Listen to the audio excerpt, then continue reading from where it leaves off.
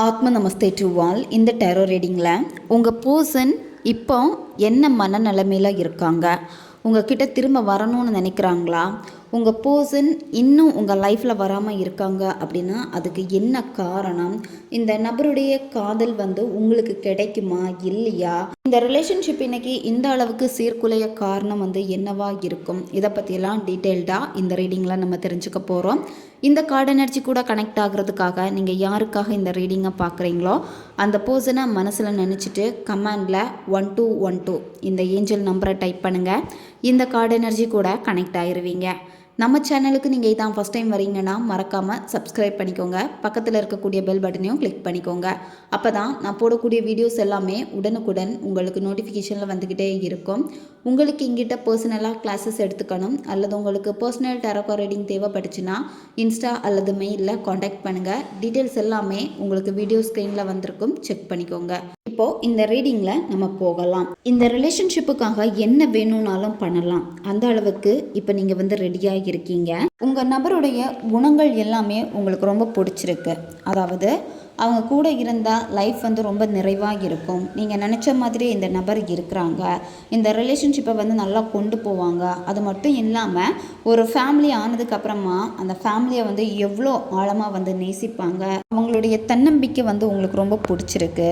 உங்கள் பர்சனுடைய சைடில் பார்த்தீங்க அப்படின்னா அவங்க இப்போ எதையோ ஒரு இழந்த மாதிரி ஒரு உணர்வில் அவங்க இருக்காங்க. சரியா? அதே மாதிரி உங்கள் பர்சனை நோட் பண்ணிங்கனாலே தெரியும், ஃபஸ்ட்டு இருந்த டிசிப்ளின் எல்லாமே இப்போ இருக்காது. அதே மாதிரி ஏதோ ஒரு கடமைக்காக தான் உங்ககிட்ட பேசுவாங்க. இப்போ என்னென்னா அவங்க அதிகமாக மூழ்கி இருக்கக்கூடியது பார்த்திங்கன்னா வீடு, அவங்கள சுற்றி இருக்கக்கூடியவங்க, அந்த எண்ணத்தில் தான் அவங்க அதிகமாக இருக்காங்க. அதனால தான் உங்கள் மேலே அதிகமான கவனம் இல்லை. இப்போ நீங்கள் தான் அதிகமாக வருந்திக்கிட்டே இருக்கீங்க. உங்களுக்கு கோபம் இருக்குது. இவங்களுக்காக நான் இன்றைக்கி எல்லாமே பண்ணியிருக்கேன், அவங்க சொன்ன மாதிரி என் லைஃப்பில் என்னென்ன மாற்றிக்கணுமோ எல்லா விஷயத்தையும் செஞ்சுட்டு நான் இப்போ இவங்களுக்காக காத்திருக்கேன், நான் ரெடியாக இருக்கேன். பட் இவங்க ஏன் இன்னும் வரமாட்டேங்கிறாங்க, ஏன் இப்படி பண்ணுறாங்க அப்படின்னு ஒரு ஏக்கம், கோபம் எல்லாமே உங்களுக்கு இருக்குது. நீங்கள் பார்க்கக்கூடிய கண்ணோட்டத்தை முதல்ல மாற்றுங்க. சரியா? என்னத்தான் உங்கள் நபருடைய சைடில் பிரச்சனைகள் இருந்தாலுமே அவங்களுக்கு உங்கள் மேலே இருக்கக்கூடிய அன்பு மாறவே இல்லை. சரியா? அவங்க இப்போ கூட உங்கள் மேலே ரொம்ப ரொம்ப அக்கறையாக தான் இருக்காங்க. அவங்க பாசத்தை எப்படின்னா வெறும் வார்த்தைகளினால் காமிக்கக்கூடாது அப்படின்னு நினைக்கிறாங்க. சரியா? அதாவது எல்லாத்தையுமே செயல்களில் தான் நம்ம காட்டணும். அதனால் இன்னும் டைம் எடுத்துக்கட்டும், பார்த்துக்கலாம் அப்படின்னு அவங்க இருக்காங்க. இப்போ இந்த ரிலேஷன்ஷிப்பில் அவங்களுக்கு விருப்பம் இருந்துமே இன்னும் உங்கள் வாழ்க்கையில் வராமல் இருக்காங்க அப்படின்னா அவங்களுடைய லைஃப்பில் நடக்கக்கூடிய சில மாறுதல்னால தான் அவங்க இன்னுமே உங்ககிட்ட சரியாக பேசலை. அவங்களுக்கும் ஆசைகள் இருக்குது, ஆனால் அவங்களால வெளிப்படுத்த முடியலை. இப்போல்லாம் உங்களை பற்றி நினைக்கிறப்ப உங்கள் கூட இருந்த நினைவுகள் எல்லாமே அவங்களுக்கு அதிகமாக ஞாபகம் வருது. அதாவது நீங்கள் ஒன்றா சேர்ந்து இருக்கிறப்ப சேர்ந்து சமையல் பண்ணியிருப்பீங்க, ஒன்றா மூவி பார்த்துருப்பீங்க, அது மட்டும் இல்லாமல் உட்காந்து கொஞ்சம் நேரம் பேசியிருப்பீங்க. இந்த மாதிரியே சின்ன சின்ன விஷயங்கள் தான் நடந்திருக்கும். ஆனால் அந்த சின்ன சின்ன விஷயங்கள் கூட உங்கள் நபருக்கு மிகப்பெரிய ஒரு நல்ல நினைவுகளாக இருக்குது. சரியா?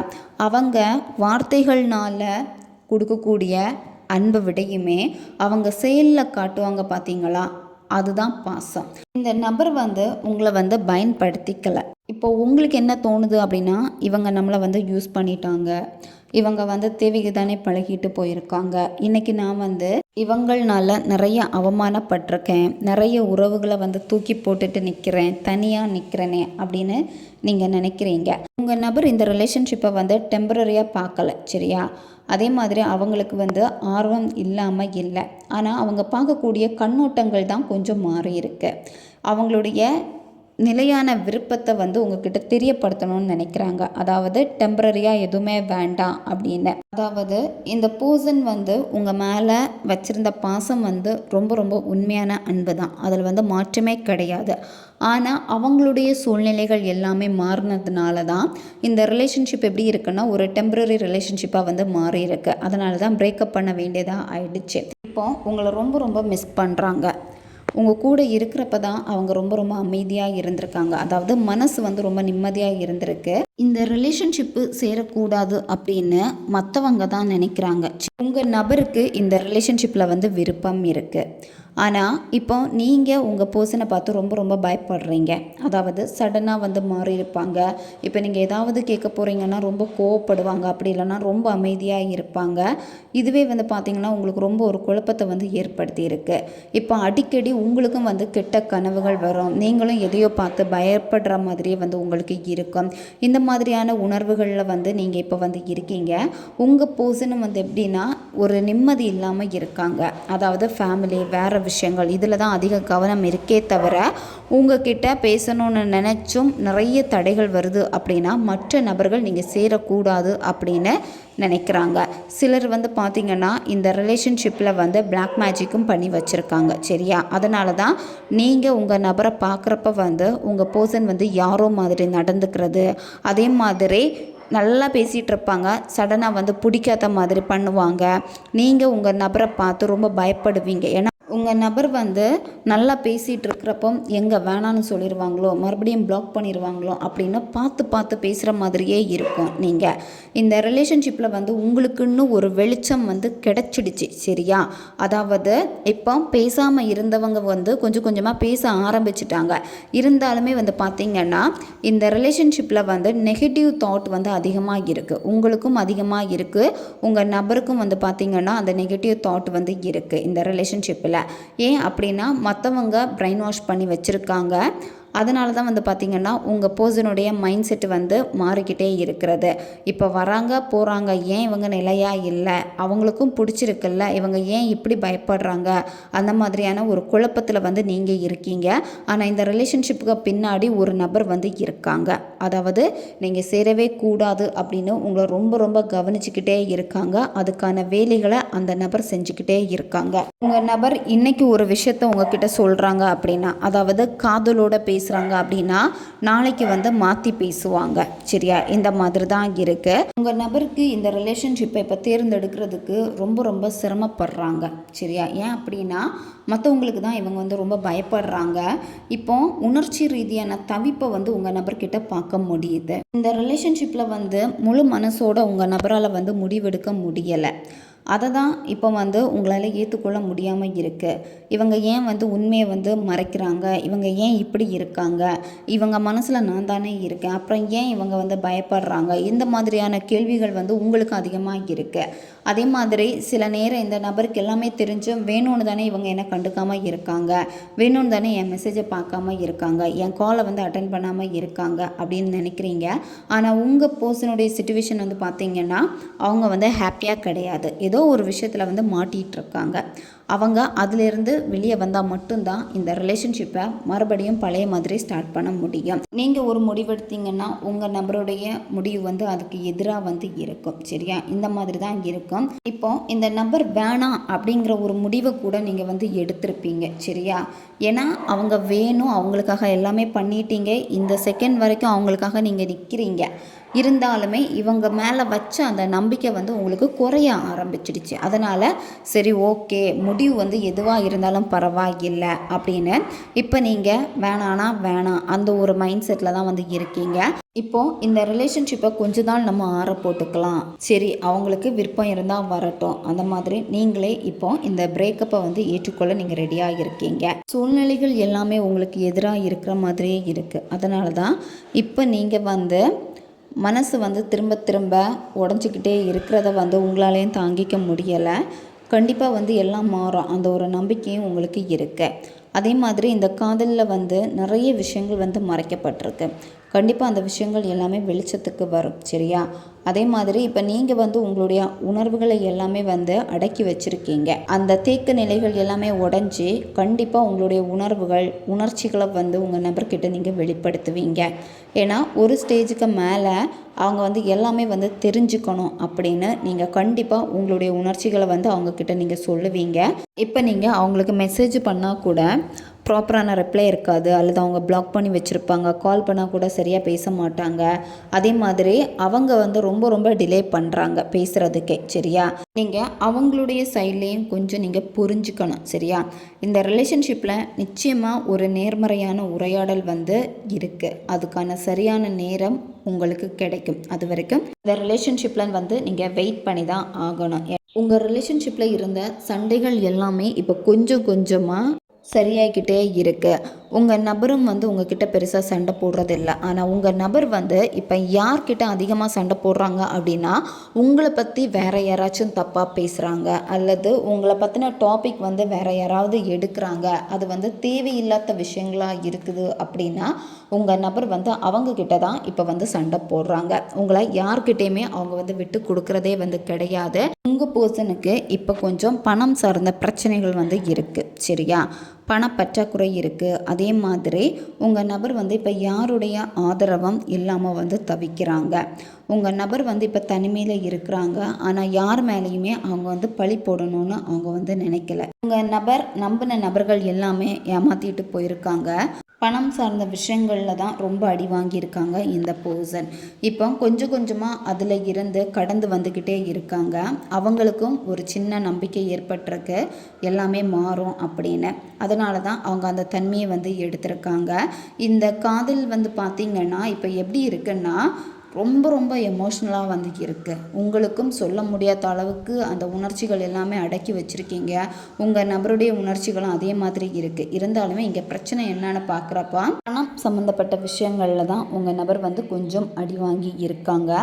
இந்த காதல்லையும் சரி, உங்கள் நபருடைய வாழ்க்கையிலும் இருக்கக்கூடிய பிரச்சனைகளை சரி பண்ணணும் அப்படின்னா அமைதியாக தான் இருக்கணும். சரியா, இந்த ரிலேஷன்ஷிப்பில் வந்து பார்த்திங்கன்னா உங்களுக்கு ஃபேவராக தான் வந்து இருக்குது. சரியா, அதாவது ஆன்மீக சக்தியும் சரி, இந்த பிரபஞ்சத்துடைய ஆற்றலும் சரி உங்களுக்கு வந்து ரொம்ப ரொம்ப ஃபேவராக வந்து இருக்குது. அதனால் உங்களுடைய உணர்ச்சிகளை வந்து நீங்கள் அடக்கி வச்சுக்கோங்க. யார்கிட்டையும் எதுவுமே வந்து நீங்கள் சொல்லணும்னு அவசியம் வந்து கிடையாது. சரியா, இப்போ அமைதியாக தான் இருக்கணும். அமைதி தான் உங்கள் வலிமைக்குடைய மிகப்பெரிய ஆயுதம். இப்போ இந்த ரிலேஷன்ஷிப்பில் இருக்கக்கூடிய தடைகளை வந்து நீங்கள் மாற்றணும் அப்படின்னா உங்களுடைய உள் வலிமை வந்து உங்ககிட்ட இருக்குது. சரியா, அதாவது நீங்கள் தேவையில்லாமல் மன அழுத்தத்துக்கு ஆளாகாதீங்க. ஏன்னா நீங்கள் நிதானமாக இருக்கணும். இப்போது நீங்கள் வந்து எப்படி இருக்கீங்க அப்படின்னா, நம்ம எதுனாலும் பேசிடுவோமா, இந்த பர்சன்கிட்ட கேட்டுருவோமா அப்படின்னு நீங்கள் நினைக்கிறீங்க. எதுவுமே இப்போ நீங்கள் செய்ய வேண்டாம். சரியா, ஏன்னா இப்போ உங்களுக்கு நிறைய சந்தேகங்கள் வந்து இருக்குது. சுய சந்தேகங்கள் அதிகமாக அதிகமாக அது எப்படி இருக்குன்னா உங்களே வந்து ரொம்ப கஷ்டப்படுத்திக்கிட்டே இருக்குது. உங்களுடைய கோபத்தை நீங்கள் வந்து இப்போ மற்றவங்க கிட்ட காமிக்கிற மாதிரி இருக்குது. ஏன்னா உங்கள் நபர்கிட்ட காமிக்க முடியாது, மற்றவங்க கிட்ட காமிக்கிற மாதிரி இருக்குது. இப்போ நீங்கள் வந்து பொறுமையாக தான் இருக்கணும். பொறுமையாக இருக்கிறதுக்கான பயிற்சிகளை நீங்கள் வந்து செய்யுங்க. சரியா, அதாவது செல்ஃப் அஃபர்மேஷன் தான் நீங்கள் அதிகமாக வந்து கேட்கணும். ஏன்னா உங்களுடைய வலிமை வந்து உங்களுடைய அமைதி தான்.